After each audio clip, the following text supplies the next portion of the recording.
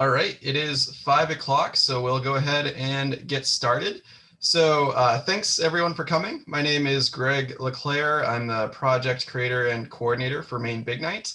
I'm going to be talking to you about my project and about the ecology of Big Night, and I'm going to lead with the fact that I've been up since 3 a.m. this morning. My kiddo decided that was a good time to wake up, and we went and looked for salamanders this morning already, so don't be surprised if I stumble a little bit. By the way, if you have any questions, please feel free to type them into the chat. I will get to them at the end of the presentation, and feel free to stick around for some Q&A and discussions afterward. So without further ado, let's go ahead and get started. So I want to start you all off essentially with where I began many years ago, about 20 years ago. Actually, I got to do one thing real quick with my share so you can get the full experience here. So I'm going to stop sharing, and then I'm going to reshare because you need to be able to hear some sounds here. I always forget there's a button. Okay, so when I was about 7, my family and I were coming home from an outing. It was raining, and there was some wonderful backdrop going on. So I'm going to play some sounds for you and set the stage for my first Big Night experience.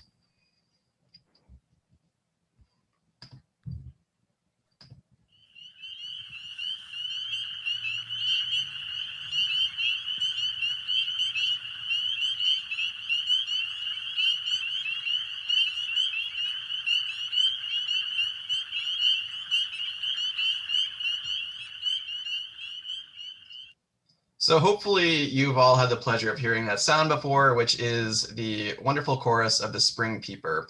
And as I mentioned, that was the background for my first experience. We're pulling into our driveway. It was April, it was raining out, and it was pretty warm.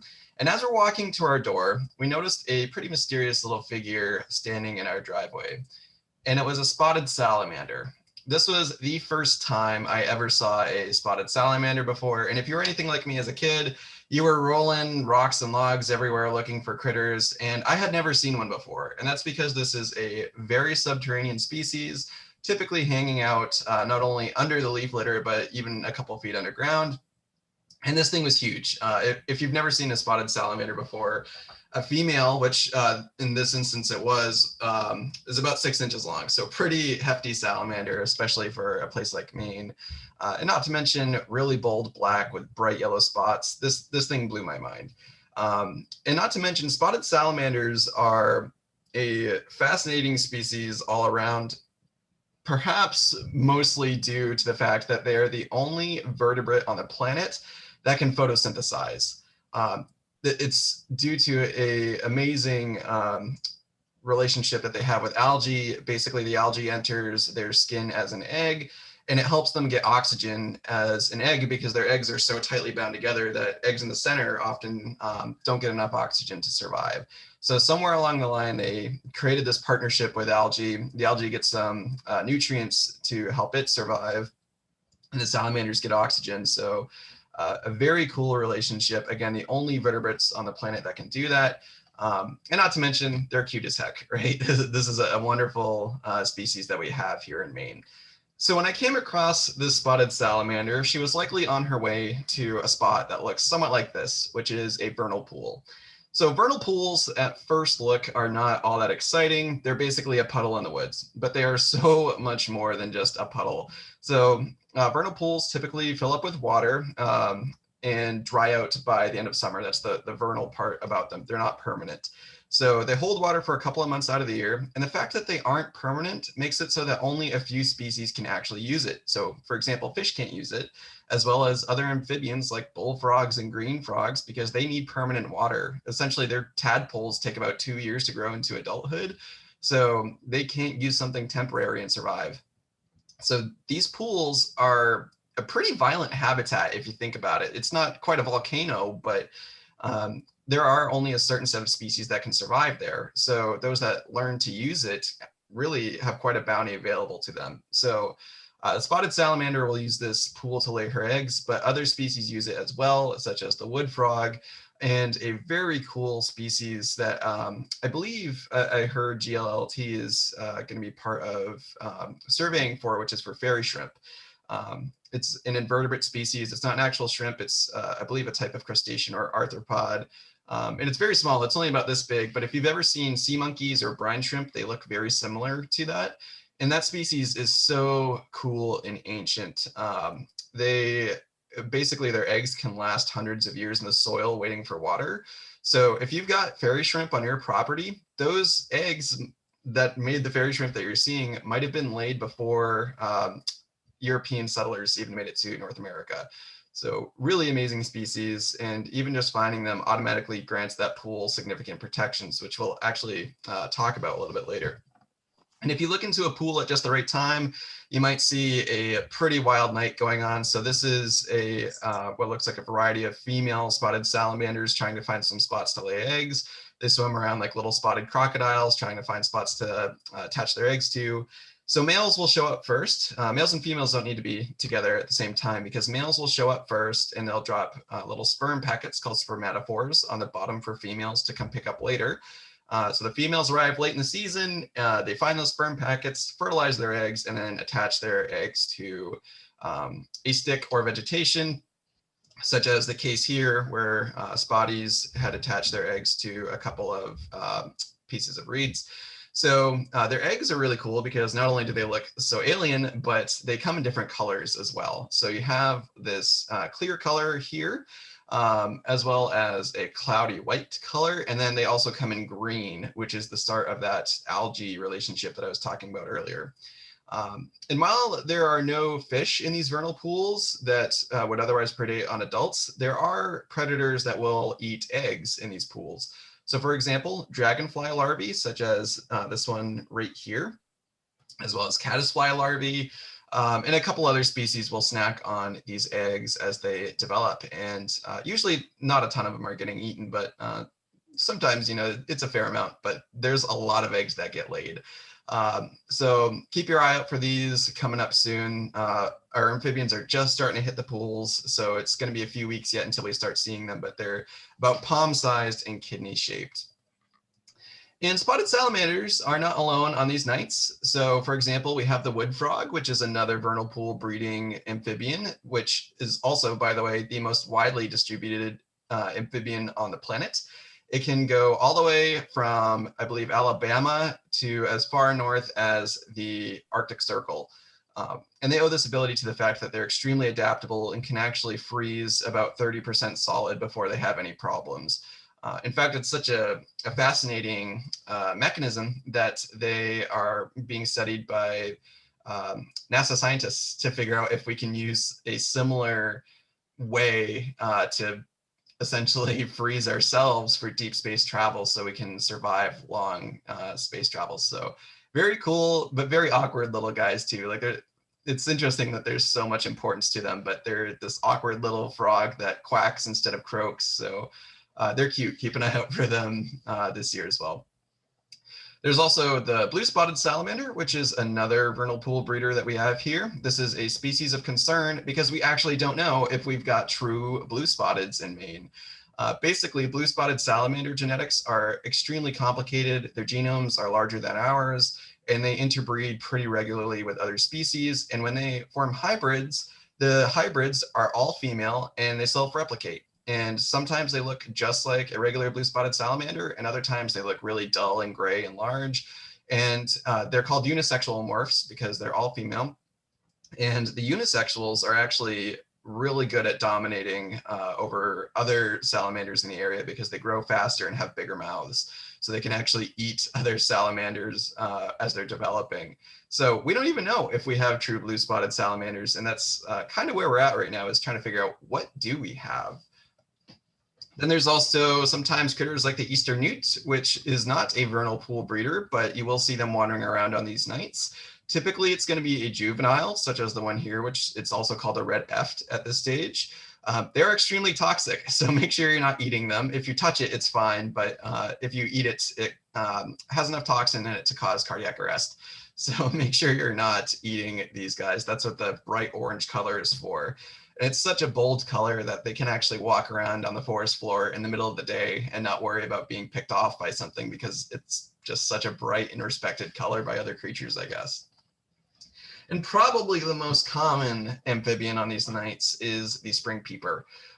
Very small critter, and they happen to be just about everywhere on these nights. I had, on the first night I surveyed this season, which was last Friday, we had 60 in one night. And if you go out really anytime, it's not uncommon to find dozens any time of the year, anytime it rains. So very active this time of year, but not a vernal pool breeder per se. So when you have all of these amphibians moving at the same time, that's typically what we call a big night. Now, the thing is, there's no real threshold for what makes a night a big one. So we just have this definition in our head that it feels big. So if you're out surveying and you're like up to your knees in amphibians, that's usually what we call a big night. But for some people, that could be just finding a couple. So it's a little bit of a colloquial term with no true definition, but it's these spring nights when you have these really big simultaneous migrations going on. And because amphibians are very sensitive to the environment around them, so they have very thin skin, they dry out easily, they absorb other things really easily as well in the environment. They need things to be perfect. And they're also cold-blooded too, by the way, so they can't make their own heat. So there needs to be a lot of things happening at once for these big nights to happen, which is why they're so explosive. So for one, it needs to be springtime because that's when amphibians are breeding in Maine. So usually it's about April 20th is our biggest big night, which, by the way, it's usually not just one night. It's usually about 4 or 5 nights every year. So right around April 20th is usually our biggest night of the year. It needs to be raining because, again, amphibians have very thin skin and require water or else they dry out. So without rain, they would potentially become overexposed while moving and essentially become freeze dried. Some of you might have seen that before. It's not super uncommon, especially in fall. That seems to happen a lot. And then it needs to be warm. So warm is a little bit of a subjective term, I guess. It'll be cold to us, but we can have movements all the way down to 32 degrees Fahrenheit. But the warmer you get, the bigger the movement gets. And usually we start seeing the biggest movements at 45 degrees and warmer. If you're at 50 or higher, those are really good nights. And the ground needs to be thawed. And this is really important because this is a fail-safe for amphibians. It takes a huge amount of energy to thaw out the ground. So for example, we often in Maine, of course, have Fool's Spring where it's warm for like a week and then it's back to freezing. If amphibians took that warm week as a clue that it's time to move, probably all of them would die. So that ground needs to be thawed to tell them, okay, not only is it warm out, but it's been warm out for a long time, so it's probably spring. So they are aware of the fact that we get Fool's Springs here in the Northeast, and the fact that the ground is still icy tells them whether or not it's Fool's Spring. And sometimes when you go out, you see some pretty wild things. So for example, you can find wood frogs that are getting busy before they even get to the pool. It's not uncommon to find a female with a male dragging behind her, such as this one that was photographed in Biddeford. I've also seen wood frogs clinging on to spotted salamanders because their hormones are just so high at this time that they'll grab almost anything that moves. So they've grabbed my fingers, they grab other salamanders, they grab different frog species. It can be quite a wild night. And then you see wood frog females that can be so gravid, which is pregnant when we're talking about reptiles and amphibians, that they're just bulging with eggs. So this was one that was photographed in gray, I believe. And I have never seen one that was this gravid before, but she looks like just a little gelatin blob. So I'm sure she made plenty of babies that year, but man, that looks uncomfortable. I don't even know how she can hop like that. And then sometimes you see creatures that are not so common for these nights. So for example, the northern leopard frog here on the left, they show up every now and then, but this is a species of concern in not only Maine, but the Northeast because they're declining throughout their range for reasons that we don't understand yet.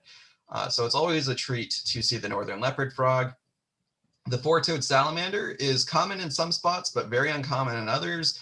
Basically, anywhere we have a sphagnum moss swamp is where we find four-toads, and they were recently listed as a species of concern, or rather recently delisted as a species of concern. So still pretty uncommon, but a really cool species to encounter nonetheless.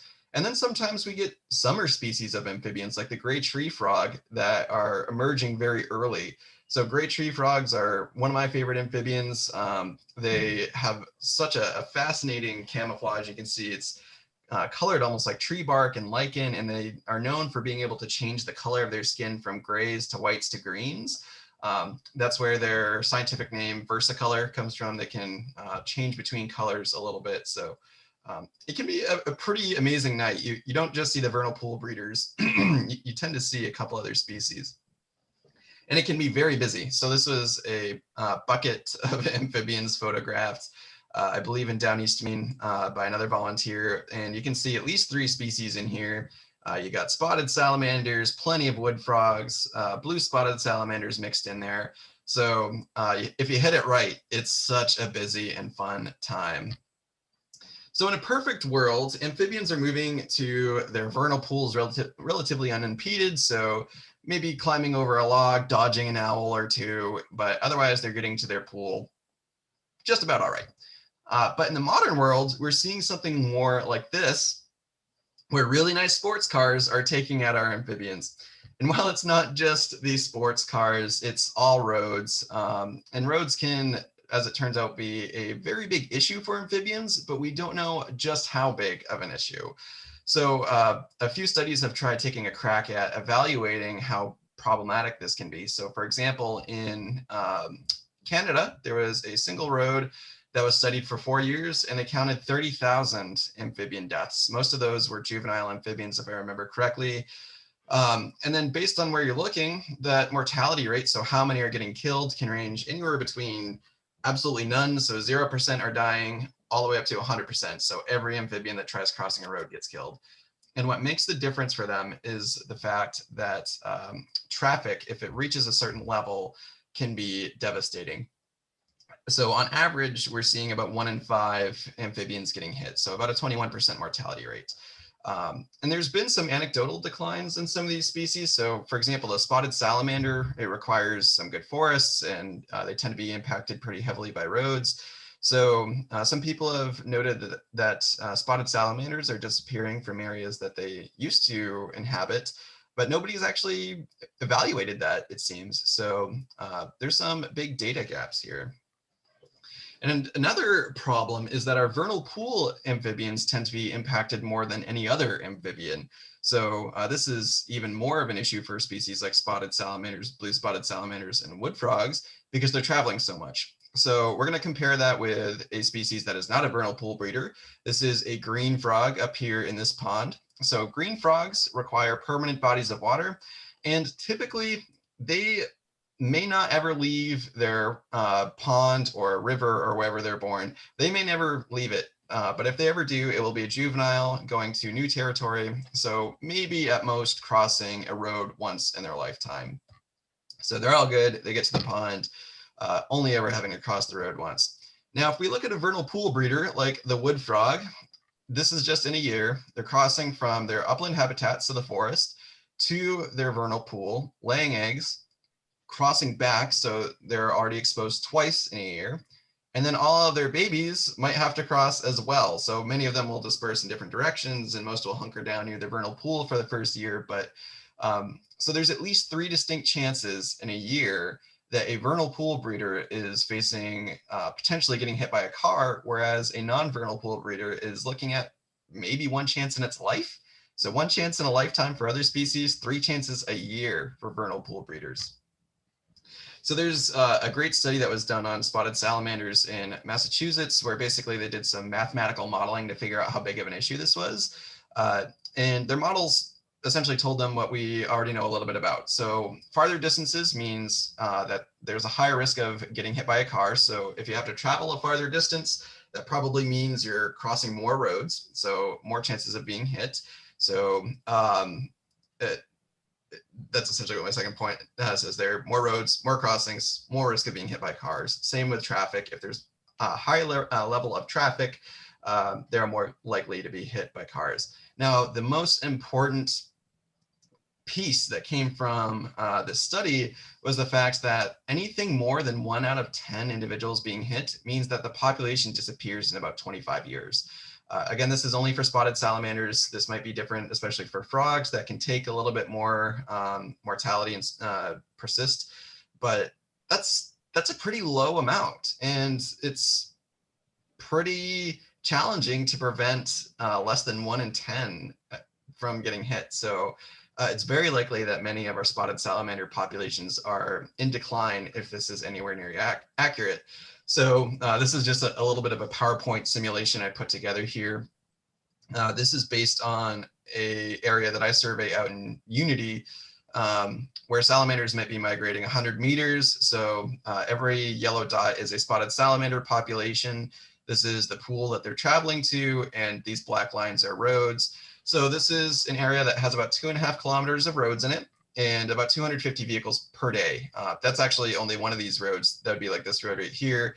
This one has a huge amount of traffic, and 250 vehicles a day is a very small amount of traffic. That's like a country road.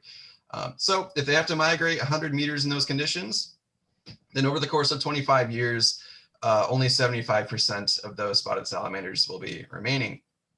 Whereas if they have to migrate farther, so 500 meters, so we're zooming out now, if they have to migrate farther, then only 25% will actually survive over the course of the next 25 years. So this could be a very problematic issue for our spotted salamanders. So how can we reduce amphibian road deaths? There's a couple of ways. Primarily, we need to be focused on developing sustainably and also stopping development of natural areas. So, for example, anytime you put pavement down, that's destruction of salamander habitat. They need the leaf layer. They need the soil beneath the pavement.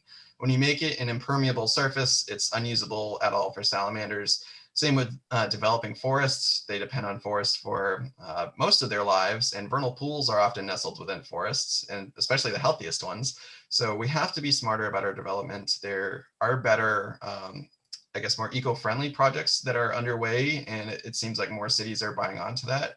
But we do have to start slowing it down and start being more careful and more conscious about how we develop. But I think that the thing that we can all do right now is, if it's a warm, rainy night, especially this month or even as early as March, just don't go out driving. If you're out there actually helping the salamanders, then excellent. But if you can prevent yourself from having to go for a drive on one of these warm spring evenings, then that would probably be ideal. You might be saving dozens of amphibians by not driving. Whoops, sorry. So there's one other way that we can talk about that we can help protect our amphibians with. It's a conservation model that I came up with that sadly hasn't started catching on yet, which I'm a little bummed about because it rhymes, so I think it's great. But it's the collect, protect, connect model, and I'll walk you through this piece by piece. So the collect piece of this is collecting data on where these amphibians are migrating. Where are the species of concern? Where is mortality really high, for example? So we need that data to find these important spots. Then based on that data, where do we protect? So in Maine, we have a really cool program called the Significant Vernal Pool Program. So basically, if there's a certain amount of spotted salamanders or a certain amount of wood frogs or any presence of blue spotted or any presence of fairy shrimp, that vernal pool gets special protections where if somebody wants to develop near that vernal pool, they need some special consultation given so that they don't affect the vernal pool negatively. It's an amazing program, but our natural areas are only worth so much if they're not connected. So we need to connect natural areas to maintain genetic viability. If these areas are getting sectioned off, then you can get inbreeding. So for example, in Maine, we have salamander populations that are genetically distinct from each other only because they're separated by a road. So if you were to look at the genetics of a spotted salamander on one side of a road, like the one pictured here, versus one on the other, they might be genetically distinct from each other because it is such a barrier that they're essentially going towards becoming their own species, which, I mean, that would be a very long time coming, but that's essentially what's happening, is their genetic makeup is being altered by these roads. And not to mention too, we're in a state of a changing climate, and a lot of species need to be moving in order to adapt to a changing world. So connecting natural areas is going to help with a lot of these species adapting to how the world is going to be changing in the next couple decades. And of course, too, these roads are often going between spaces that any species needs for any reason. So for example, a bobcat might have its shelter where it's raising its kittens on one side of the road, but its food is on the other side. It's very rare to have all of your needs met on one side of a road. So connecting is an extremely important piece. And what this looks like for salamanders is this crossing here that was installed in Amherst, Massachusetts. It's just a little, I think, concrete or brick crossing. It's a tunnel where any salamander that's moving through the forest will come up to this wall that leads them to the entrance of the tunnel, and they follow it all the way through to the other side safely. It's the first of its kind in the United States. We don't have a ton of these, but we're hoping that over time with our data collection, we can start potentially installing salamander crossings. But I'm here to talk to you more about the collection piece, because that is something you can all get involved in. So that's where my project comes in, which is UMaine Big Night. So UMaine Big Night is a community science project where anybody can participate in frog and salamander conservation and anywhere in the state. So we'll talk about sites in a second, but we have nearly 400 spots around the state to participate in. And the data you collect is going to go towards conserving our amphibians for the future. And when I say anybody can participate, I really mean just about anybody. Like, we've got kids who are fully trained in this. We have people all the way up into their 80s and 90s, I believe, that have expressed at least interest in joining. We're working on making our spots more accessible to people who are handicapped or have different needs. So we're hoping that anybody who wants to participate can. You don't need to have experience with these species. You don't need to be a scientist. We supply you with everything you need to know and do in order to participate. So the project has a few major goals.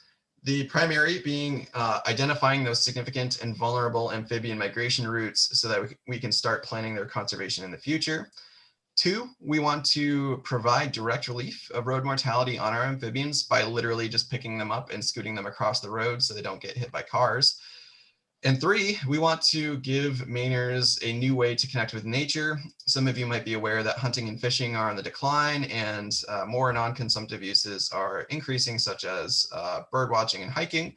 So we want to give another opportunity for Mainers to connect with nature, especially with a group of species that you don't often get to see, and a group that very much needs our help. We have 2 goals that are new to the project as well that we're test driving last year and this year. So we're hoping to help the state of Maine improve their understanding of how species are distributed throughout the state by posting our sightings to the iNaturalist app, which all of you can do as well. So if you have a smartphone, or even you can use it on just your computer, if you make an account on iNaturalist and submit your photos of amphibians, the state can use those to improve their understanding of where amphibians and reptiles are located throughout the state. So please consider getting that app. It's amazing for any other living thing. It can automatically identify any photo that you post. So if you don't know what the plant is that's growing in your backyard, or the fly that landed on your arm, it can automatically identify all of that stuff for you, which is amazing. In 5, we want to evaluate whether or not the crossings that might already exist are effective. So in some places, there are culverts that amphibians might be using.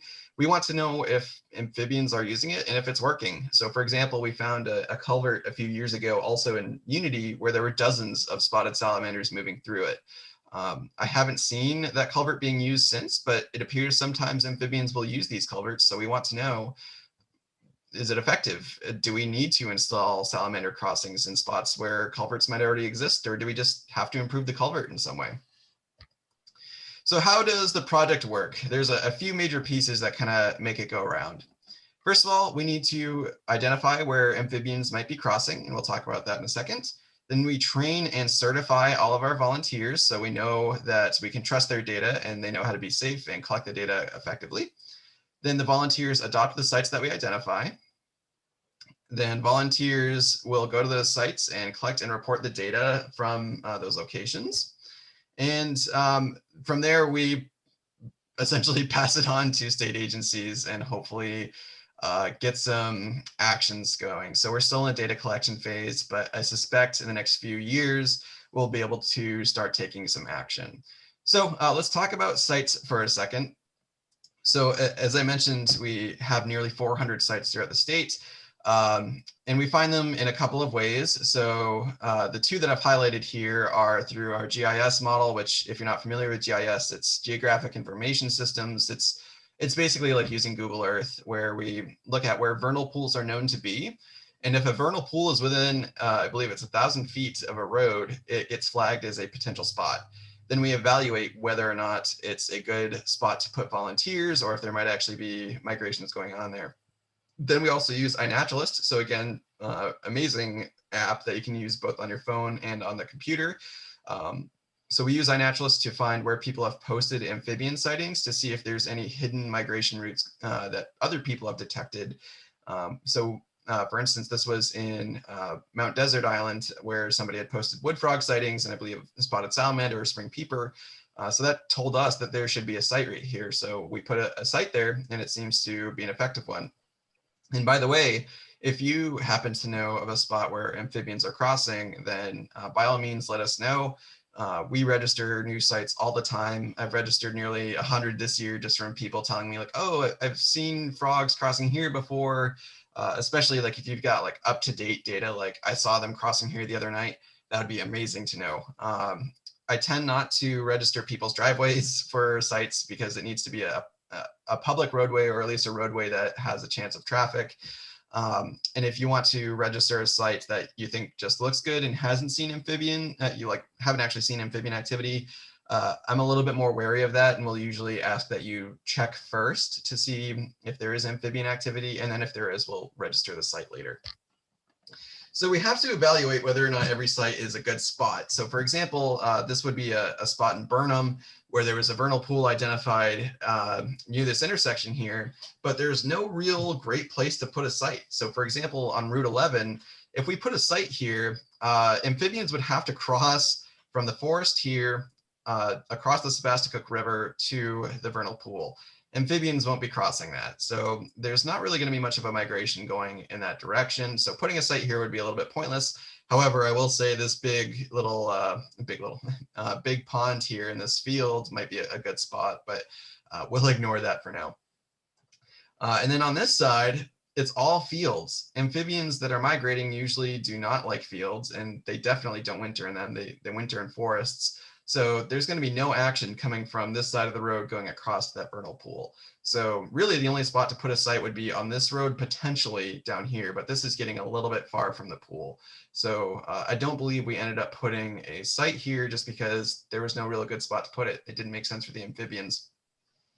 And then we have to evaluate whether or not it's safe to put people. So this is a spot that we considered in Brunswick that looked great for amphibians. You've got vernal pools on either side, you have forests, you have other pools around that they might be moving to, but it's curvy and it's hilly and it had a high speed limit, and we cannot in good conscience put volunteers at this site. So safety is a huge priority for the project. So sadly, we could not consider putting people at this site. So if you are interested in adopting a site and becoming certified, we again have sites all over the state of Maine. This is actually a little bit out of date now. I've probably added 30 sites since this screenshot, but we've got a good handful in the Oxford and Franklin County areas, so around where you all are.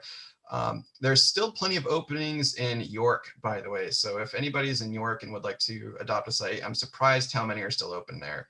Cumberland's pretty well locked down right now. So if you're in Cumberland, you better act quick because we've only got a few left, but really good concentrations around Unity, Bangor, Orono, even a couple down east. And we've even actually got a good handful starting in the Aroostook area. So I believe this is Holton, Caribou, and then Fort Kent. We've also got a few that we started adding this year. So to become certified, you do have to take a training. It's online. So there's either a live training that I do, much like what I'm doing right now, or you can just read our handbook. So depending on how fast you read and how familiar you are with the material, you can get all the material under your belt in 20 minutes or 2 hours. Usually doesn't take more than that. Then you take an online quiz to prove your knowledge, and it's a 25-question quiz. You only have to get an 80% or better, and you can take it as many times as you want, and it's open notes. So it's a pretty easy quiz to pass. So once you pass that quiz, you sign a liability waiver saying that you won't sue me if you get hurt and you understand the risks if you participate. And then from there, you're certified and you can adopt as many sites as you'd like to survey. But we do require every volunteer to have 2 pieces of equipment, which are high visibility vests, such as the one that I'm wearing in this photo here, as well as a flashlight. If you do have trouble getting either of these equipment pieces, we have several equipment hosts throughout the state of Maine that have Big Night kits available for you, including GLLT. So they've got everything from, I'm trying to remember what I sent them, but they've definitely got vests, headlamps.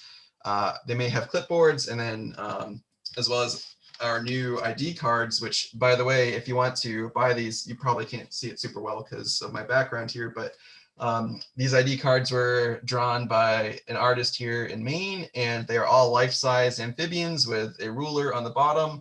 It's waterproof as well, so it's great for big nighting. It has every species except for the mink frog, which is basically an impossible species to encounter on a big night because they're both a summer species and almost entirely aquatic.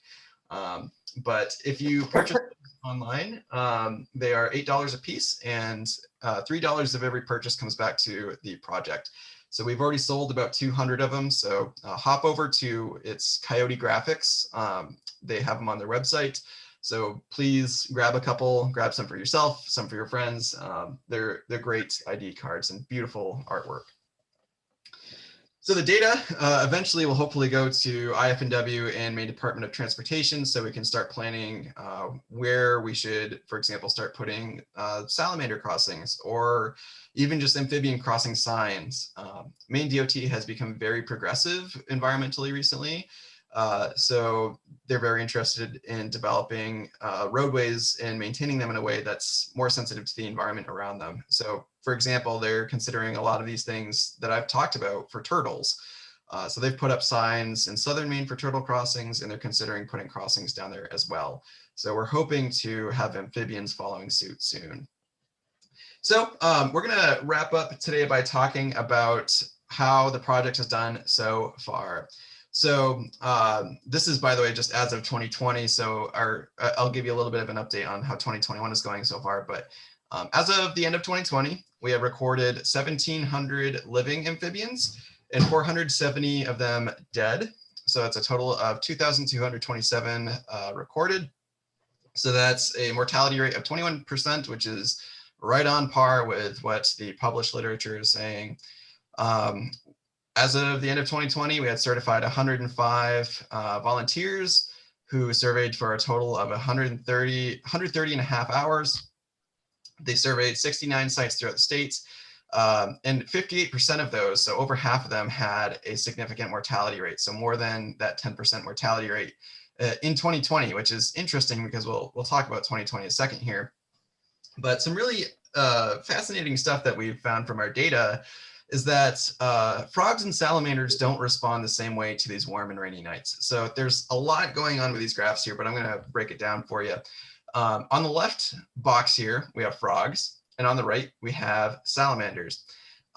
Each of these dots is a survey that was done by a volunteer, where the higher it is, the higher the mortality rate was, and the larger the dot, the more amphibians that were found. The color of the dot corresponds to year. So the lightest gray color is 2018, the dark gray is 2019, and the black is 2020. So you can see we had a lot of surveys done in 2020.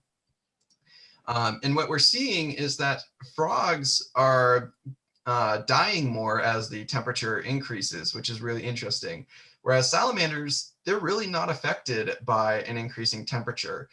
It seems like as soon as it gets warm enough for salamanders, they don't increase in activity any more than they would at, so for example, let me put it in this frame of words here. If you were to go out on a night that was 60 degrees Fahrenheit, you wouldn't see any more salamanders on the road than you would at 45 degrees Fahrenheit. So it seems like there's no increase in the amount on the roads. So they're not dying more as it gets warmer. Whereas frogs, it seems like the warmer it gets, the more frogs are on the road and the more that get killed. So a pretty interesting finding there.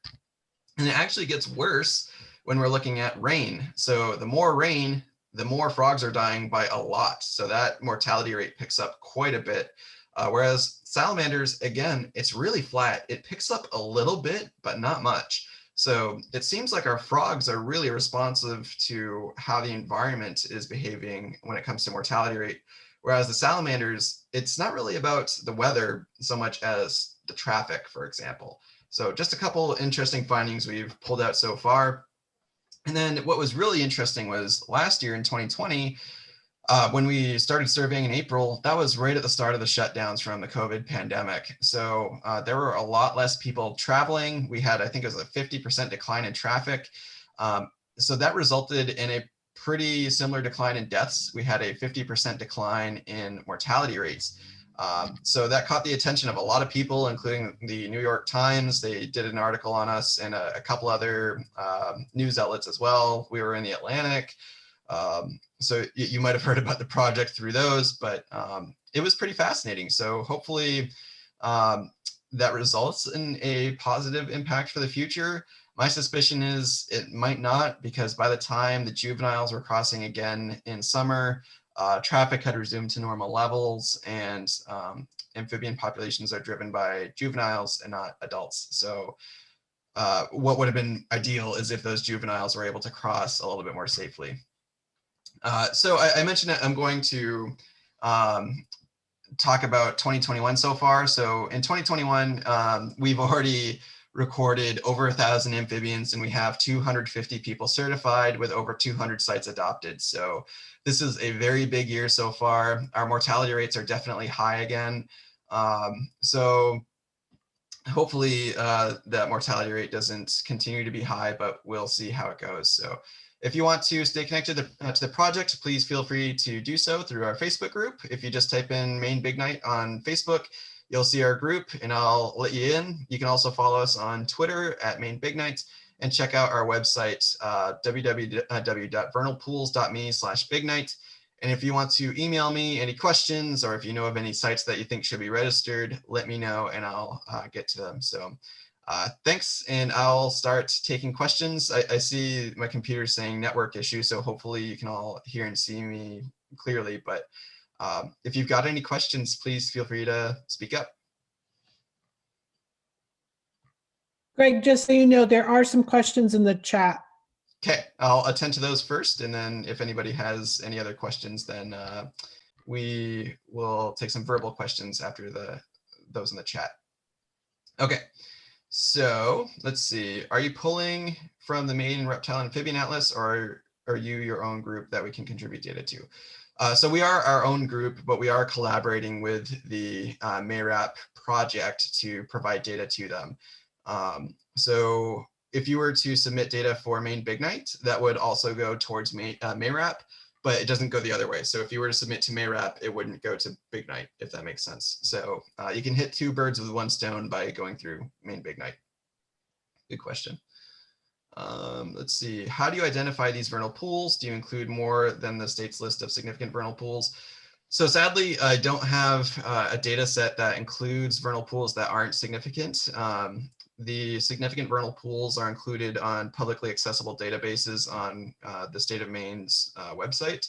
So that's what we use in the meantime, and that's why I take recommendations for sites from other people, as well as looking at that iNaturalist data, so that any vernal pools that we're looking over are getting coverage in some way. So there are likely many hundreds that we're not aware of that need some sort of coverage. So if you know of any, please let us know. And then let's see, given your recommendation that people not drive on big nights, do you assign people sites within walking distance? Yeah, so I typically try to get people a site close to their home, and I would say probably more people than ever are within walking distance of their sites. But it is hard to find volunteers within walking distance of a lot of these sites. So typically I just tell people to drive to their site and park like at the far end of their site so they're not driving through it. It is very hard to see these amphibians, and actually I'm going to be trying to take some videos soon and post them on YouTube or something to show you just how hard it can be. It takes a trained eye to really see some of these amphibians. Let's see. didn't realize we were hearing from a New York Times celebrity. And they actually reached out again this year. I had a different journalist reach out, and she didn't realize that it had already been covered. So we might be in it again. We'll see. If you have a possible crossing site, but it is on a very rural road with little traffic, maybe 1 to 5 cars per hour, is there a way to submit data anyway as an individual? And is this useful? Yeah, absolutely. So even if there was actually no traffic on that road, it's still a good site as long as it's a publicly accessible road, because that serves as a sort of control for us. It shows us what these sites should be like without traffic. So we've got a few sites like that. Some of my sites in Unity are pretty low traffic, and especially when I was out this morning surveying at 3 a.m., one of the sites I was at in Clinton was pretty quiet. So yeah, that's totally fine. What time of night do they, whoops, I accidentally skipped. Let's see, what time of night do they tend to cross most? So the time of night doesn't really matter so much as the weather. So if the weather is good, then they're going to be crossing more. That being said, I do find there's a little bit of a pulse earlier in the night because many of them are really anxious to move as soon as possible. So if weather's been good all evening, then I tend to find that by 10 o'clock, you've had most of your movement. Things tend to tone down a little bit by then. But again, it really varies by weather because this morning, again, I was out there at 3 a.m. and there were tons of amphibians out. So it really depends mostly on the weather, and then time comes after weather. Big nights occur throughout the Northeast. Good question. So the question was, in what other states do big nights occur? So in fact, they occur not only in the Northeast, but all the way down to the South, which is really interesting because Florida will be getting big nights starting in January. And I follow a lot of herpetologists, so amphibian biologists on Twitter and Facebook and Instagram. And they're posting about finding spotted salamanders in January, and we're still 4 months out here in Maine. So it's always really slow wait for us up here in Maine. So anywhere in the East, in fact, I'm sure it happens in the West as well. I just don't hear about it as much, but yeah, so if you're in New Hampshire or Vermont or another close by state, there are other big night projects you can also participate in. So if you want to learn about a project near you, I recommend going on to the Harris Center for Conservation Education website. They have a list of projects that are currently available throughout the East, including New Hampshire, Vermont, Massachusetts, Virginia. Really, I think almost every state along the Eastern Seaboard, they've got at least one project listed. So if you want to participate in one of those states, there are definitely programs. Oh, yeah, someone posted a link to it. So boom, there you go. Wood frogs on my pond are already croaking away. Excellent. Is this an indicator that big nights could be any night now? Yes. Yeah. So some movements have already occurred. I would say we've probably had 3 nights so far where we've had movements, but I would say the biggest big night is imminent. It's waiting for the best conditions, which tonight was looking good, and then the storm went away and temperatures dropped. But I would say we're in for an early big night. So like I mentioned, it's usually April 20th, but this year it could be more around April 10th. So just be ready, be keeping your eye on the weather. What are the indicators for when the big night season is over? Great question. It's hard to tell when it ends because it kind of just like tapers off. So usually when you stop hearing wood frogs and stop hearing spring peepers, that's usually when things are toning down a lot. Salamanders will probably be done their breeding by then. They're usually a little bit behind the wood frogs and peepers, but peepers tend to call for quite a while in the springtime, even after most other species have finished. So once you hear peepers stop calling, then usually that means big nights are done with. And when do we start looking for the egg masses? So that varies by species, but usually by the 2nd or 3rd week in April, there are a couple egg masses to see, but by the 1st week of May is usually when all the eggs are laid and you can get out there and see quite a few of them. Good questions. I'm happy to take verbal questions as well if anybody wants, but the chat's working great. Has GLLT identified vernal pools and possible amphibian corridors and their properties? I think that's a good question for Lee. I'm just trying to think if there's any that I'm aware of, which I don't think I am. I know we've got sites in the Lovell, Bridgeton area. but I don't think any specifically on GLLT properties. Right. So we do have one at Heald and Bradley Ponds Reserve, and it has fairy shrimp. Perfect. Cool. Yeah, yeah. And that's one thing that our docents are going to be looking for. We're going to be tramping through properties more and more looking for vernal pools to see, because we don't know of any others. Cool. So I was right in saying that you're surveying for fairy shrimp, right? Yes. Yeah. Nice. Cool. Hey, Greg, I have a question. Yeah. I'm wondering if folks do find blue spotted salamanders or fairy shrimp in a pool that wasn't listed in your database, who should they contact? What should they do to make sure that that pool gets the protections that it needs? Yeah, great question. So there are two resources I recommend for that. The first one being reaching out to IFNW directly. So you would probably want to reach out to, in that case, Philip. His name is Philip Desmonadier. I'll put his email in the chat. But then there's also our website, the vernalpools.me website. So that's a larger organization that's kind of hosting us on their website, and they're the ones that are responsible for this significant vernal pool project. So if you email them, they'll connect you with the right people, but I'll put Philip's email in the chat here. So Philip is both responsible for our amphibians and reptiles as well as our invertebrates. He's the group leader for that set of species in Maine. So he's heavily involved with the significant vernal pool program. I should mention, though, that it is a voluntary program. So if you happen to stumble upon a vernal pool on somebody else's property and you're like, gotcha, like you can't develop on this vernal pool now, it's voluntary. So they can't force somebody to protect a vernal pool. What they can do is offer, so for example, if somebody wants to develop on a pool that could be significant, they do have programs and possibly incentives in place to let them develop that pool, but then protect other areas. So kind of like a compensatory program.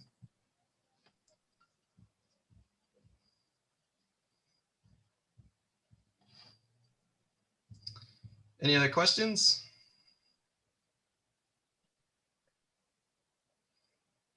I just want to remind everyone that, as Greg said, we have those kits.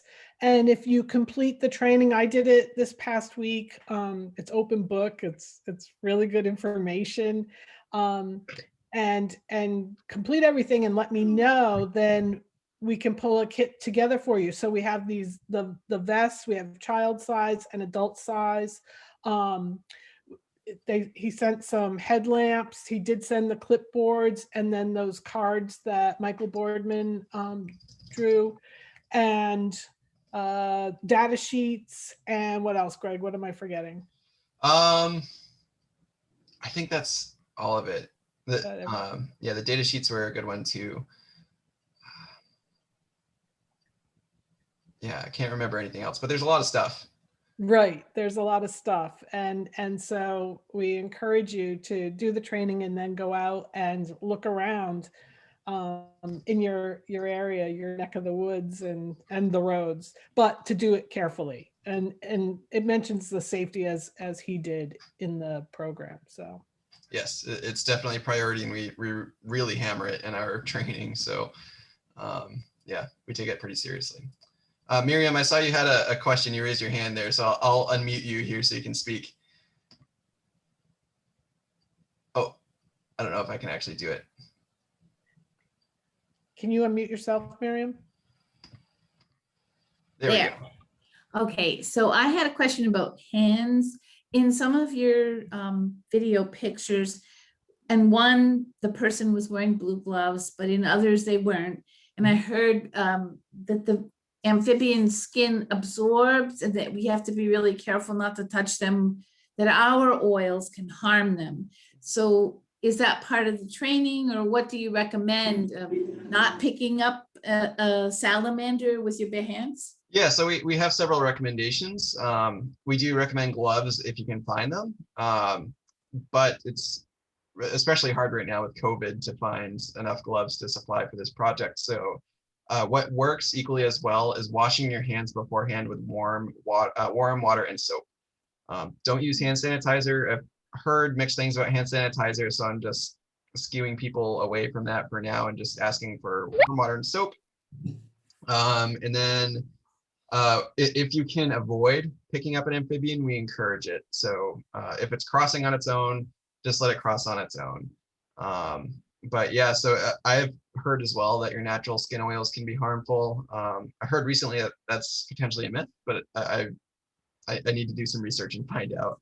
But regardless, if you've used deodorant, if you've used cleaning products, beauty products, if you've eaten spicy foods, all of those things can be harmful to amphibians. So it's very important that your hands are clean before you go out. Yeah, great question. Thank you. Miriam, one of the things we've done is taken our hands, and it's cold, granted, but just rub them in the sand and water on the side of the road and that seems to get stuff off. Yeah, and that way too, you're at least guaranteeing that whatever you're cleaning your hands with is in the environment. So you're not putting anything new on these salamanders and frogs.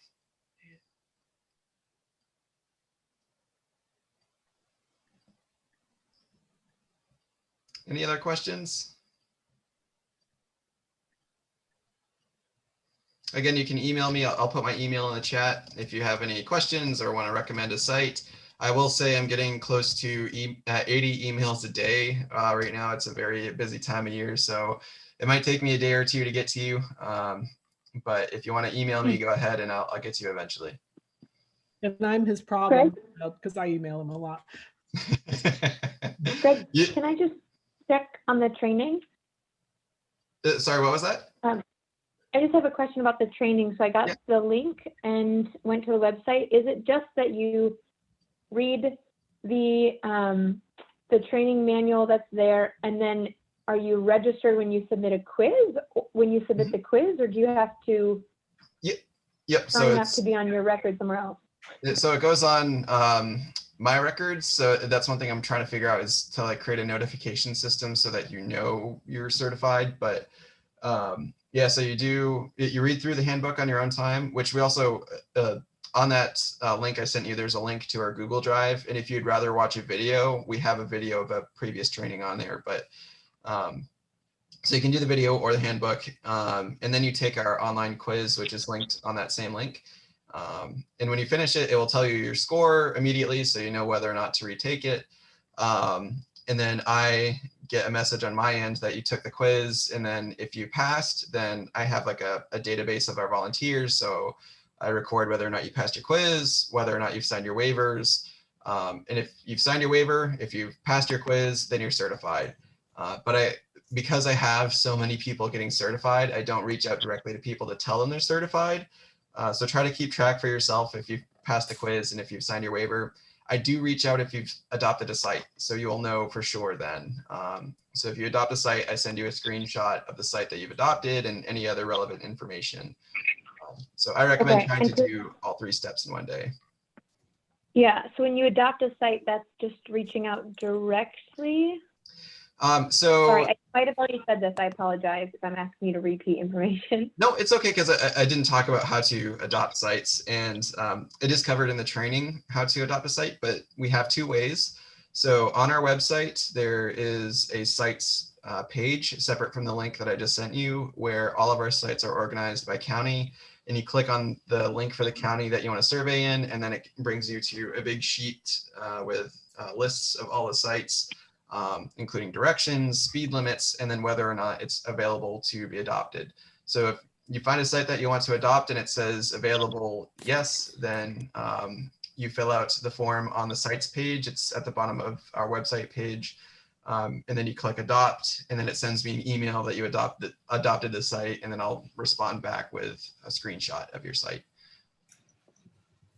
And then there's another one on our Google Drive if you want to do a form on our Google Drive, but I'm encouraging the website one more because it's easier.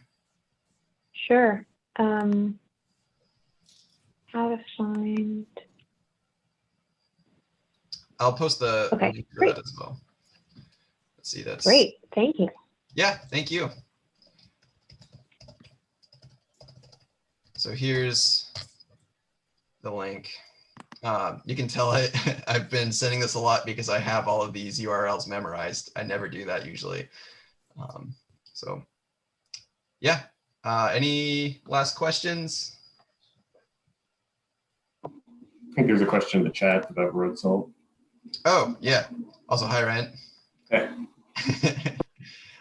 Yeah, so road salt does affect amphibians quite a bit. It's well documented to be a very negative impact on spotted salamanders, especially for their larvae. So that is a well-known issue for roadside pool sites. I'm not as familiar with that, but I do know it's pretty problematic.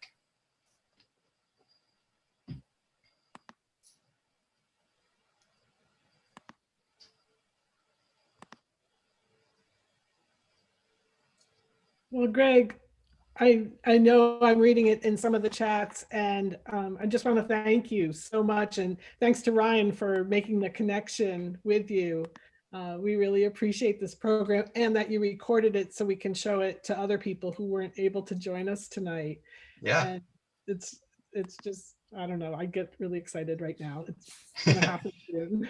Yeah, So, it's my favorite time of year for sure. yeah.